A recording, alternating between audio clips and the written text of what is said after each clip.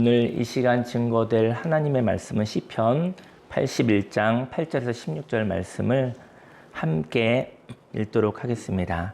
내 백성이여 들으라. 내가 내게 증언하리라. 이스라엘이여 내게 듣기를 원하노라. 너희 중에 다른 신을 두지 말며 이방 신에게 절하지 말지어다.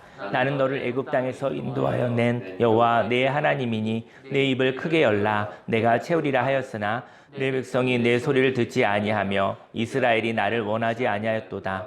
그러므로 내가 그의 마음을 완악한 대로 버려두어 그의 임의대로 행하게 하였도다.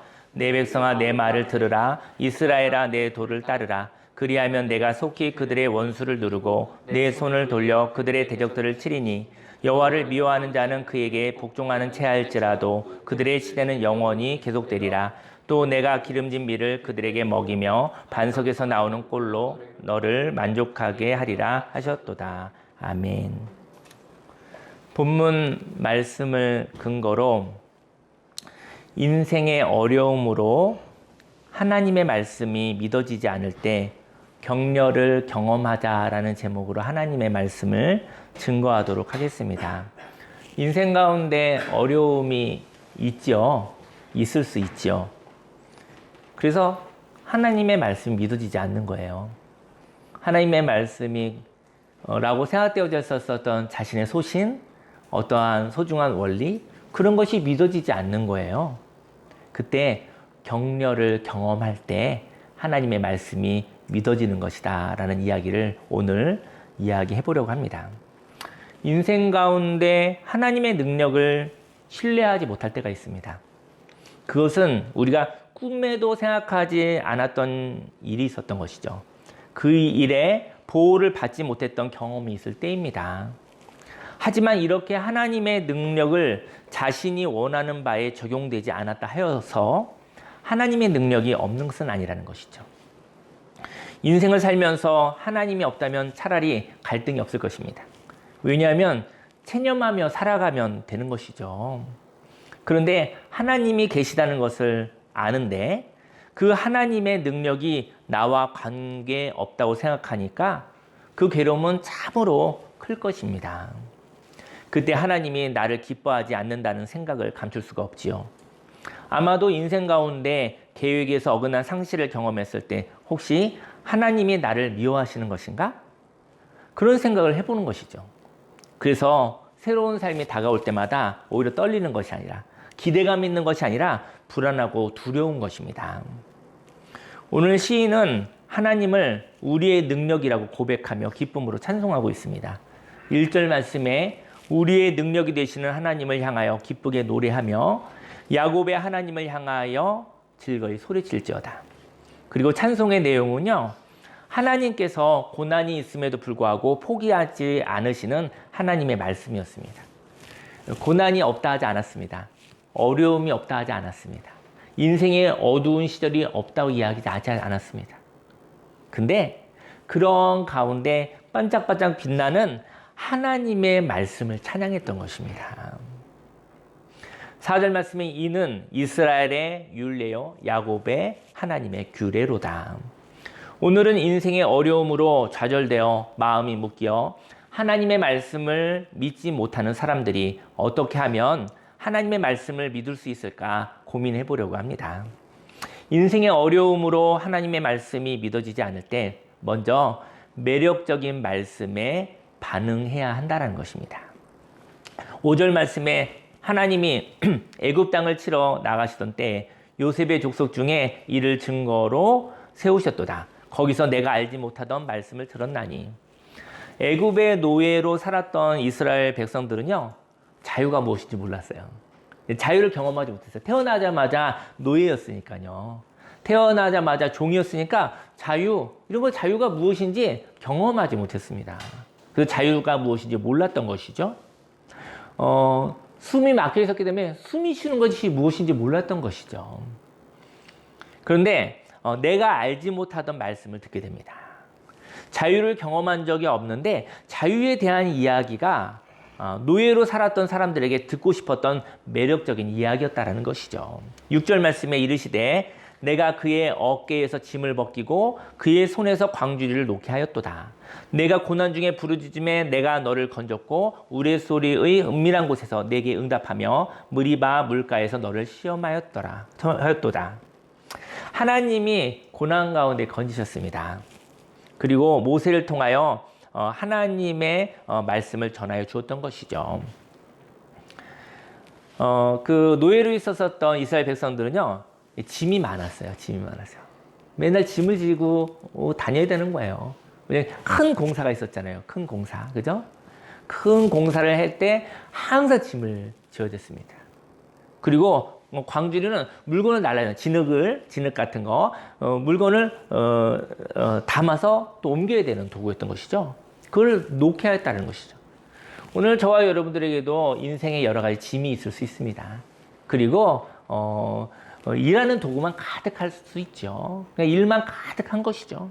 짐이 아무리 일해도 짐이 계속 있고, 아무리 일해도 일하는 도구밖에 없는 것이죠. 저 여러분 삶 속에 일하는 도구밖에 없는 것입니다.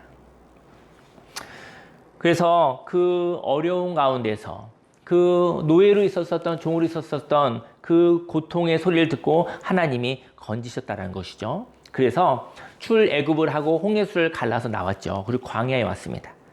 근데 이제 모세를 통하여 시내산에서 하나님의 말씀이 전하여 주었죠. 하나님의 말씀이 모세를 통해서 또 말씀이 전해지게 되어집니다.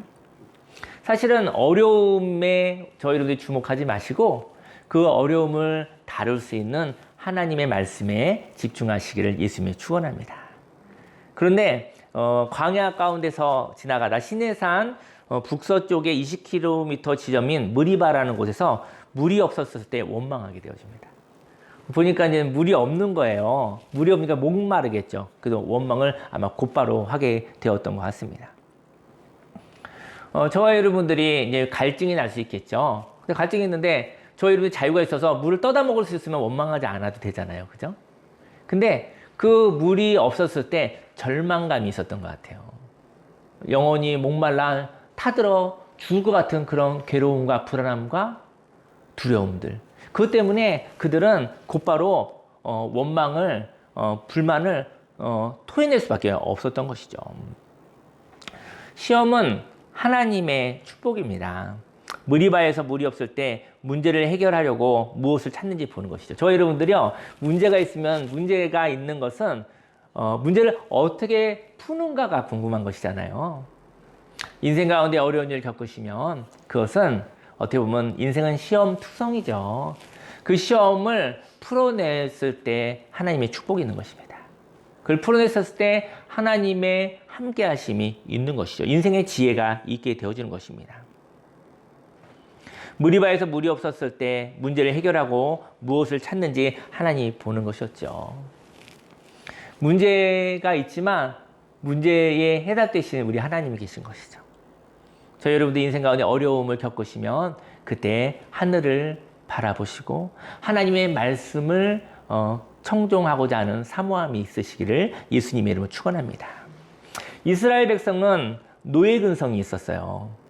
누군가에게 의존해야만 했습니다. 믿음이라는 것은 인내입니다. 조급함은 하나님의 말씀을 신뢰하지 못하는 것입니다. 지금 당장 나의 감정이 채워지지 않았다 하여 불평하는 것이죠. 물이 없어요. 물이 없으면 그 물이 없는 것에서 곧바로 원망하였던 것이죠. 왜냐하면 조급함과 절망이 있었기 때문인 것입니다. 물이 없었을 때, 저 인생에 여러 가지 문제가 생겼었을 때, 그때 우리가 하나님과 대화하시기를 예수님으로 축원합니다. 그리고 하나님의 말씀으로 한번 도전해 보시기를 예수님의 이름으로 축원합니다. 지금 당장 나의 감정이 채워지지 않았다 하여 불평하는 것이죠. 만일 저와 여러분들이 응급 상황이라고 한다면 감정은요, 나를 살리는 경고의 소리와 같습니다. 응급 상황에 살려주세요. 응급 상황에 내가 힘들어요. 응급 상황에 제가 화가 나요. 이런 이야기들은 참 좋은 이야기입니다. 왜냐면 너무나 화가 나서 화를 내기도 하고 눈물을 한바탕 쏟아내는 것도 괜찮은 것입니다. 그건 하나님의 축복이니까요. 응급 상황에 이렇게 감정을 토로하는 것들은 너무나 좋은 하나님의 치유의 축복인 것이죠.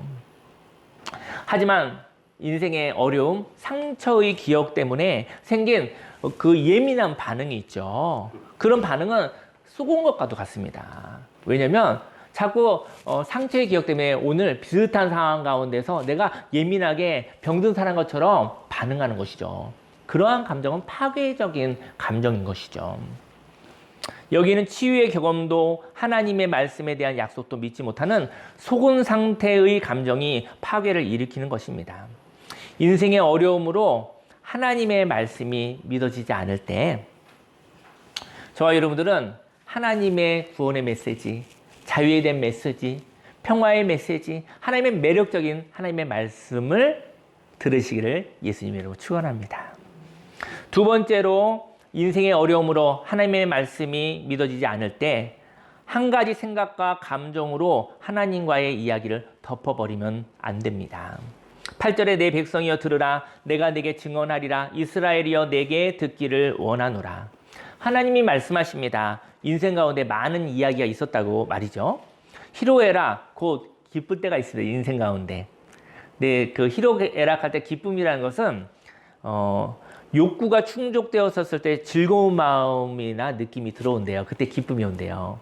그래서 어떤 외부로부터 어떤 좋은 일이 생기면 기쁨이 들어온다고 합니다. 바깥으로 들어오는 것이 기쁨이라고 해요.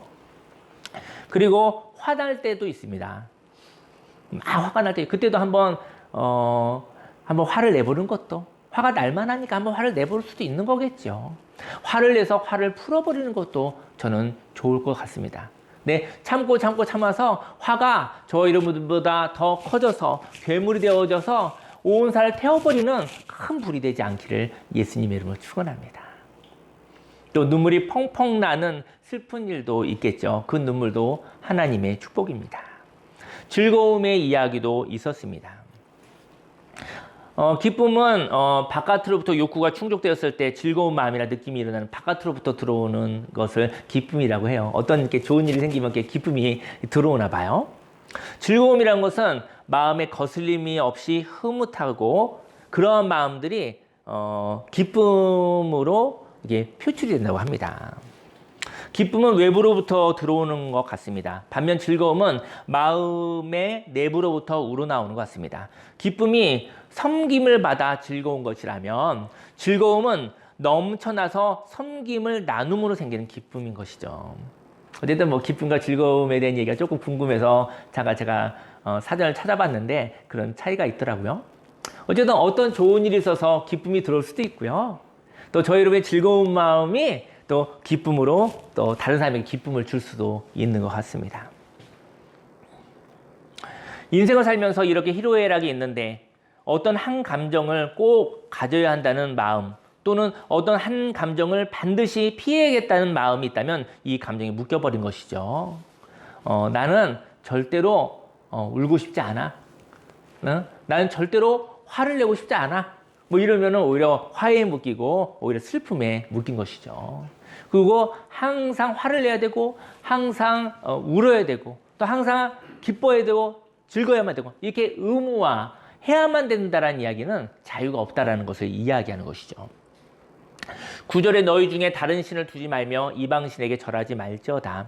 신이라는 것은요 하나님과 동등된 것이 있다는 것을 말하는 것입니다. 그리고 하나님보다 더 크게 영향을 주고 있음을 의미하죠.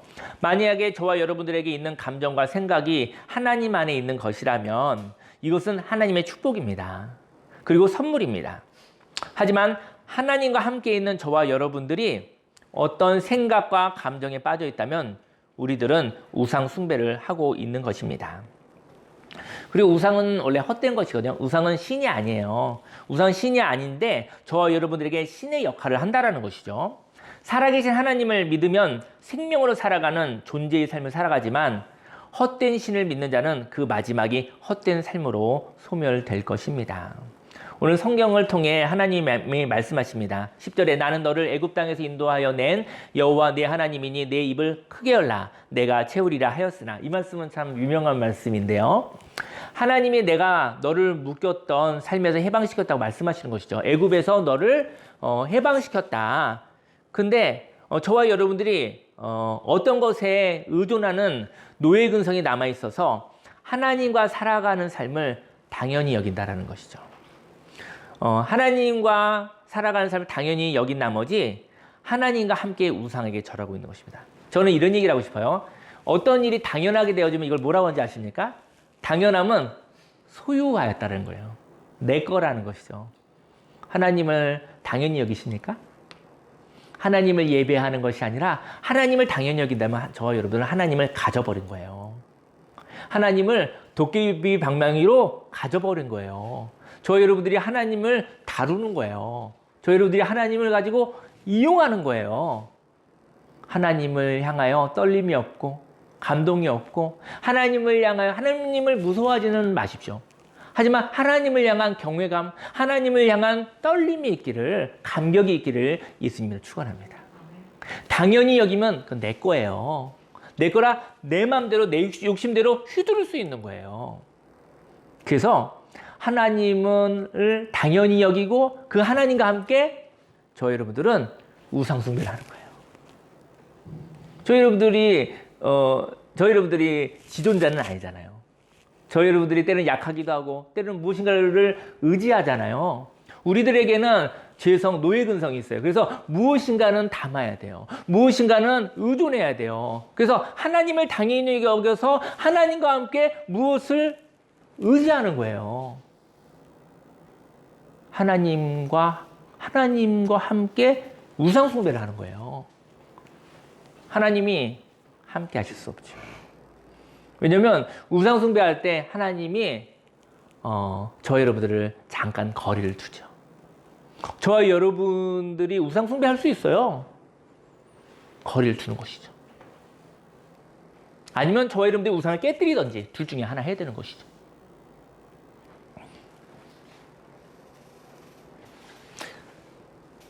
하나님이 내가 너를 묶였던 삶에서 해방시켰다고 말씀하십니다. 저와 여러분들이 하나님을 당연히 여기지 않으시기를 예수님의 이름으로 축원합니다. 인생 가운데 당연한 것이라고 생각하면 그것은 소유입니다. 저와 여러분들이 하나님을 당연히 여겨 소유한다면 우리는 하나님보다 큰 존재가 되는 것이죠. 그리고 신을 섬겨야 하는 노예근성이 하나님을 모시고 헛된 것을 숭배하는 웃긴 일이 생기는 것입니다. 저희 여러분들이요, 우상을 무서워하지 마시고 하나님을 당연히 여기는 것을, 하나님을 예배하는 것, 예배자에서부터 벗어나는 것을 저희 여러분들이 두려워하시기를 예수님의 이름으로 축원합니다. 하나님은 우리보다 크신 분이십니다. 그래서 저와 여러분들을 행복하게 하고 자유롭게 하실 능력이 충분하신 분이십니다. 그런데 자신을 사람, 물질, 명예보다 못한 사람으로 생각하는 것, 곧 내가 사람과 물질과 명예를 가질 수 없어서 생긴 상처 때문에, 상실 때문에 생긴 집착으로 사는 것이 자신을 작게 보는 것입니다. 저 여러분들은 어떤 한 가지에 묶여서 살 수가 없습니다. 내 입을 크게 열라. 내가 채우리라. 저와 여러분들이 무서워하는 것이 있습니까? 잃어버려서는 안 되는 그 무엇이 있습니까? 그래서 그 무엇을 지키려고 인생을 갈아서 집어넣고 있지는 않습니까? 내 입을 크게 열라고 했거든요. 하나님이 이 세상에 다양한 것으로 풍성하게 저와 여러분들에게 필요한 것을 채우실 것입니다. 만약에 우리가 어떤 것을 붙잡고 놓을 수 없다면 그것이 블랙홀이 되는 거예요. 그래서 모든 것을 삼켜버리는 것입니다.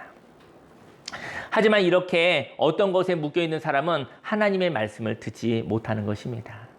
그리고 그 우상을 내려놓으라는 말을 하는 하나님을 미워하는 것이죠. 저는 그 어린아이의 편식에 대한 비유를 하나 해보면, 제가 그 콩나물국을 좋아해요. 어머니 음식이라 참 좋아하는 것 같아요. 근데 제가 콩나물국 좋아해서 콩나물국만 먹으면 어떻게 되겠습니까? 영양실조에 걸리지 않겠습니까? 누구나 취향이 있으니까 좋아하는 것이 있고 또 싫어하는 것이 있죠. 그죠? 고기를 좋아하는 사람 있죠. 고기 좋지만 또 고기만 먹으면 또 이게 균형을 잃어버리잖아요. 저희 여러분들이 다양한 삶을 살아가시기를, 이런 것도 먹고 저런 것도 먹고, 이러한 삶을 살고 저러한 삶을 살고, 다양하고 풍성한 삶을 살아가시기를 예수님의 이름으로 축원합니다. 근데 어린아이가 이제 편식을 하는데 먹고 싶은 건 먹는데 못 먹게 하면 아이가 엄마 아빠를 미워하겠지요. 하고 싶은 걸 못하게 하니까 그런 일이 있을 것입니다.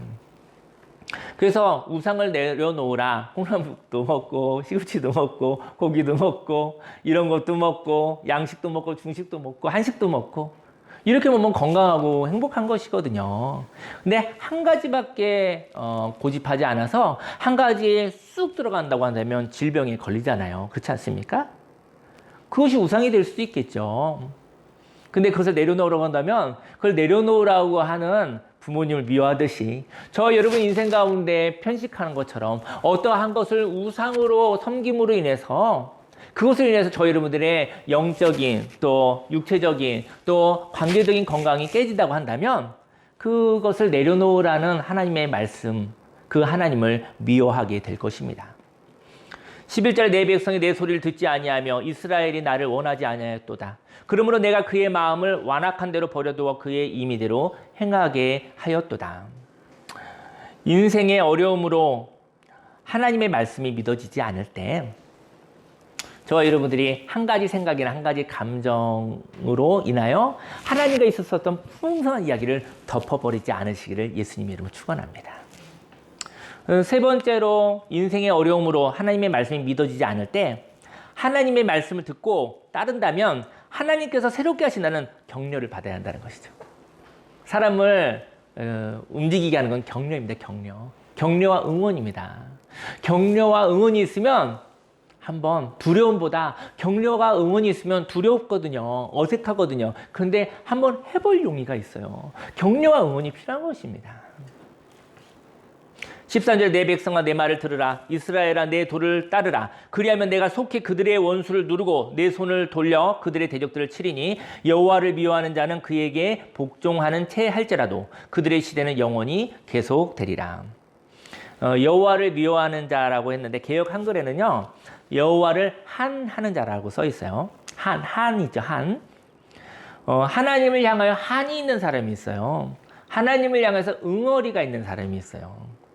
하나님을 향하여 한이 있는 사람은 하나님을 무서움으로 복종하는 척해요. 하나님을 향해 응어리가 있는 거예요. 근데 하나님이 무서운 거죠. 그래서 사랑하진 않아요. 무서움으로 복종하는 척하지만 하나님을 진실로 섬기지 않고 다만 두려움 때문에 겉으로 복종하는 채 하는 자들의 삶을 산다는 것이죠. 그런 삶이 영원하다라고 얘기하는 것이죠. 저와 여러분들이 하나님을 미워하는 자에서 돌이키면 하나님께서 축복하신다고 말씀하십니다. 새로운 삶, 이전보다 탁월한 삶을 주신다고 말씀하시는 것이거든요. 16절 말씀에 또 내가 기름진 밀을 그들에게 먹이며 반석에서 나오는 꿀로 너를 만족하게 하리라 하셨도다. 하나님께 돌아와 그분께 순종하는 자들에 대한 축복이 있습니다. 그 기름진 밀이 최상품의 밀이라고 해요. 또 반석에서 나오는 꿀은 최상품의 천연꿀이라고 해요. 저와 여러분의 삶 속에 하나님께로 돌아오시면 한 가지의 삶을 우상하지 마시고 다양하고 풍성한 삶을 사십시오. 살아보지 않았었던 삶의 그 삶을 살아보고 싶을 때 한번 하나님의 격려를 받으시고 하나님이 함께 하십니다. 한번 도전해 보시기를 예수님의 이름으로 축원합니다. 그때 풍성한 복을 주신다고 격려하시는 것이죠. 음악을 틀어주시기 바랍니다. 저는 어떠한 사람의 이야기를 나누고 함께 기도하고 싶어요. 청년의 시기에 봉사를 많이 한 사람이 있었어요. 이 시대에 한 10년, 20년 청년의 시기에 봉사했었던 여자 청년부 회장들이 참 많이 있거든요. 근데 중요한 거는 너무 아름답게 올려졌었으나 이 홍기를 놓칠 때가 있어요. 홍기를.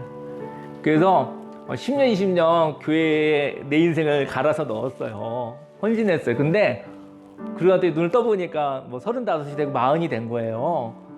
근데 보니까는 결혼을 하려는 사람들이 다 결혼을 했어. 너무나 사람이 적어졌어요. 이런 슬픔이 우리나라에 좀 있습니다. 이런 이야기들이. 청년의 시기에 봉사함으로 인생을 살아 홍기를 놓치고 뒤늦게 이제 우연히 누군가를 만난 거예요. 그리고 결혼으로 연결하려는 사람이 있었습니다.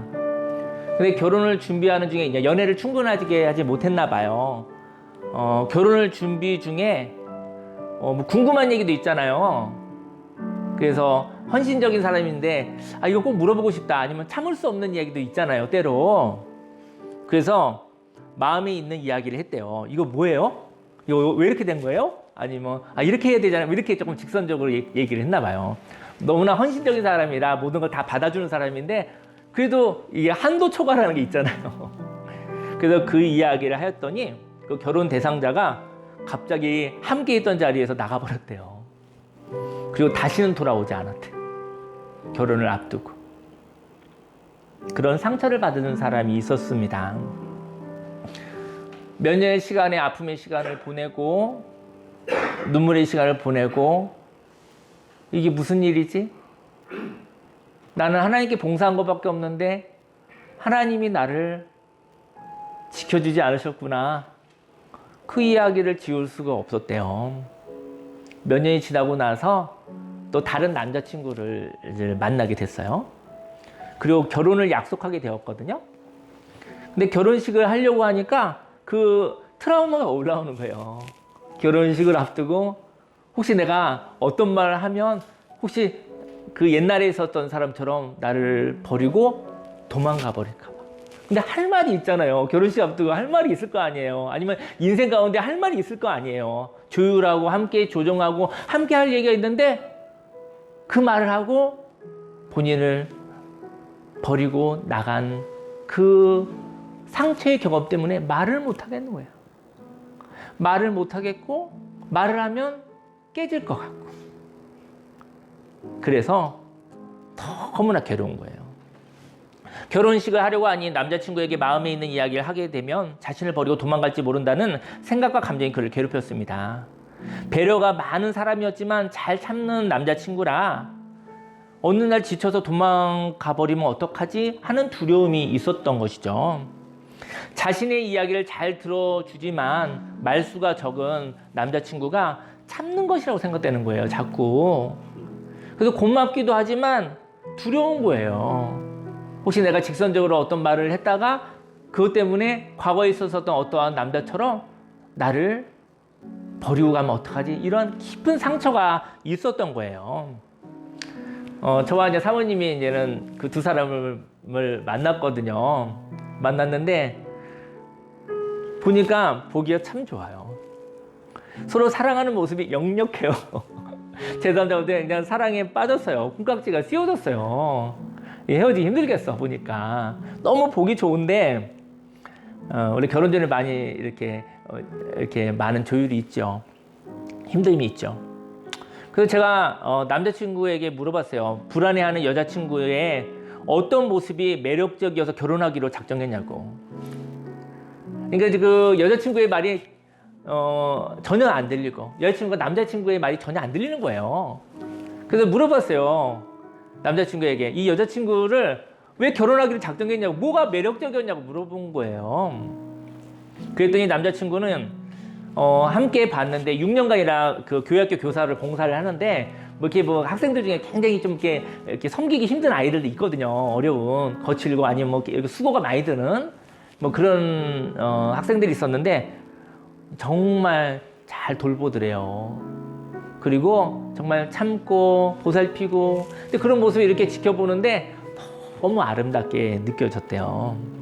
그래서 그 모습에 반했다고 합니다. 이 사람은 참 좋은 사람이구나, 참 좋은 사람이구나. 이것을 그 마음속에 참 좋은 사람이야 이런 마음이 계속 감동이 오나 봐요.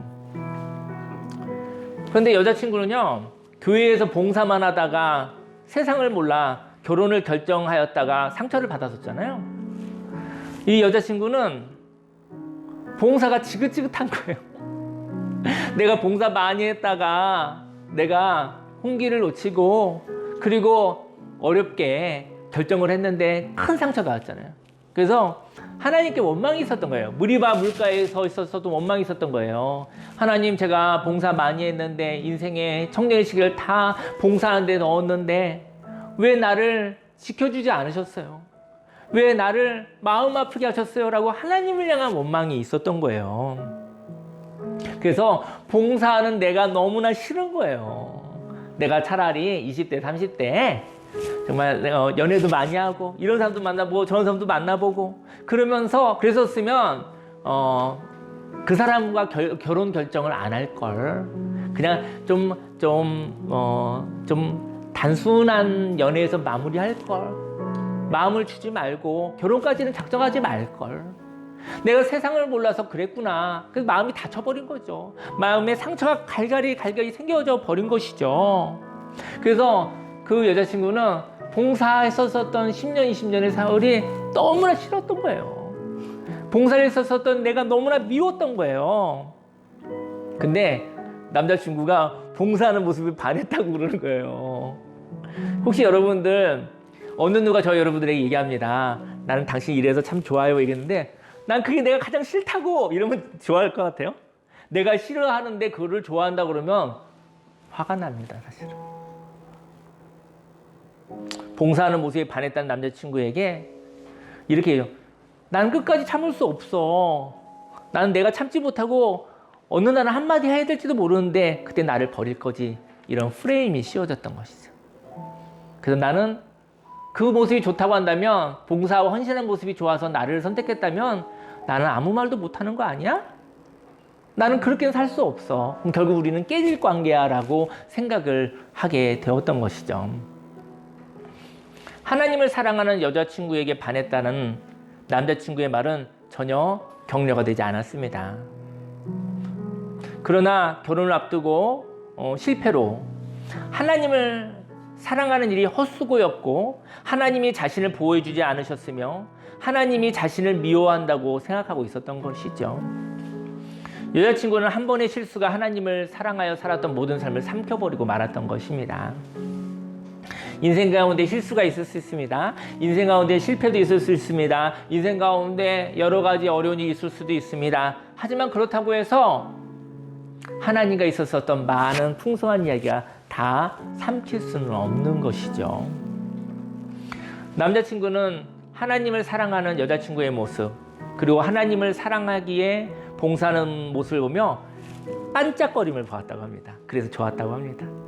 이게 사랑에 빠지면 이게 반짝거리는 게 느껴지는가 봐요. 상대방을 썼을 때 이게 상대를 보고 반짝반짝 이런 표시가 난대요. 다른 사람은 반짝반짝 안 일어나는데 그 사람을 볼 때 거기서 광채가 반짝반짝 일어난대요. 이게 만남입니다, 사실은. 하나님이 남자친구를 통해 상처받은 여자친구에게 하나님을 사랑하는 모습을 보며 봉사하는 모습이 참 보기 좋다고 말씀하셨던 것이지요. 여자친구는 한 번의 상처가 있었지만 봉사하는 나를 싫어하는 마음이 하나님을 사랑하며 봉사하는 모습을 좋아하게 되었습니다. 난 봉사하는 게 싫어. 그래서 나는 큰 상처를 받았으니까. 근데 하나님이 사랑하는 딸아, 힘들었지? 그것 때문에 상처가 많았었지? 위로해 주시고. 하지만 나를 사랑하여 했었던 그 선한 일들을 내가 기억한단다. 내가 그것을 좋아한단다. 근데 그 마음을 가진 어떤 남자친구가 그를 보면서 그에게 그것이 좋다고 다가간 것이죠. 하나님이 나를 보고 보기 좋다고 했었던 거, 나도 그 모습이 보기 좋습니다 했었을 때 회복이 일어나는 것입니다. 하나님이 좋다고 하는데 나는 그게 싫어요. 하나님과의 관계가 어긋난 것이죠. 하나님은 우리를 지켜주시기도 하죠. 하지만 하나님은 보호를 넘어 우리와 사랑하고 놀고 싶어 동행하시는 분이신 것입니다. 제가 어젯밤에 쓴 시를 하나 읽어드리고 기도하도록 할게요. 시는 아닌데 시 비슷하게 하나 써봤는데요. 별이 빛나는 밤에 태양은 강렬합니다. 능력이 있습니다. 빛을 쏘아주는 전등은 이렇게 그 빛이 쏘아주잖아요. 그건 능력이 있는 거예요. 도움이 되는 것이죠. 빛의 방향성이 있어서 집중하면 생존이 됩니다. 생존이. 보호가 됩니다. 햇빛을 통해서 모든 작물이 살아나고 있어요. 생산하고 있어요. 창조하고 있어요. 세균을 없애고 있어요. 이게 생존인 거예요. 태양이라는 것은. 달은요, 스스로 빛을 낼 수 없어요. 달은요, 의존하잖아요. 햇빛을 받아서 반사되어지는 거잖아요. 그래서 달빛은 차가워요. 달은 외롭고 차갑고 쓸쓸합니다. 저 여러분들이 의존적인 사람이 되어지면 우리는 쓸쓸합니다. 외롭습니다. 저 여러분들이 하나님과 함께 자유를 만끽하시고 빛을 내시기를 예수님 이름으로 축원합니다. 전 별 얘기를 하려고 그러는데요. 별은요, 반짝거립니다. 하지만 별은 어둠이 없으면 발견할 수가 없습니다. 별은 너무 멀리 있어서 보이지 않습니다. 태양은 가까이 있어서 이렇게 대낮에 정말 어둠을 느낄 수가 없잖아요. 근데 별은 너무 멀리 있어요. 태양보다 더 큰 빛을 내는 별인데 너무 멀리 있는 거예요. 별은 인생의 밤에 별은 반짝거립니다. 밤이 없었다면, 어둠이 없었다면 반짝거림을 우리는 볼 수 없다는 것이죠. 근데 별은요, 나만 바라보지는 않아요. 별은 누구나 바라봐요. 별은 바라보는 자일 것입니다. 별은 소유하는 것이 아니에요.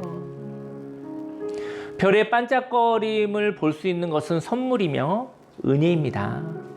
그 별과 놀고 싶습니다. 사랑 고백을 하면서요. 하나님은 바라보며, 하나님 나를 지켜주세요. 나를 생존하게 해주세요. 이러한 체험도 좋지요. 하지만 생존을 넘어 하나님을 바라보며 별빛과 같이 반짝반짝 빛나며 하나님과 예배하며 하나님과 희로애락을 가지며 살아가시기를 예수님으로 축원합니다. 예비 부부에게 숙제를 내주었거든요. 결혼식을 하고 나서 신혼여행 가서 첫날 밤에 하나님 보시기에 내가 좋은 모습, 또 아내가 좋은 모습, 또 내가 좋은 모습, 남편이 좋은 모습을 지금부터 몇 달 동안 준비해서 글을 쓰고 첫날 밤에 그 얘기를 서로 나누면 좋겠다. 그러면 서로의 별의 반짝임을 볼 수 있을 것이라고요. 기도하겠습니다. 우리 기도할 텐데 저 여러분들이 반짝거리는 삶을 살아가시기를 원합니다. 하나님께서 말씀하십니다. 나는 너가 이런 모습이 참 좋단다. 그 모습을 발견하시고요. 그 하나님의 형상을 좋아하시기를 예수님을 축원합니다. 그것이 은사입니다. 그 매력적인 하나님의 말씀을 들으시기를 예수님의 축원합니다. 어두움이 와도 어두웠기 때문에 반짝거리는 별처럼 하나님을 발견할 수 있었고, 어두운 가운데서 저 여러분의 그 하나님의 형상이 반짝거리는 별과 되었던 것이죠. 어두움은 있습니다. 어두움 때문에 속상할 수는 있지만 절망하지 않으시기를 예수님을 축원합니다. 주여, 삼창하고 기도하겠습니다.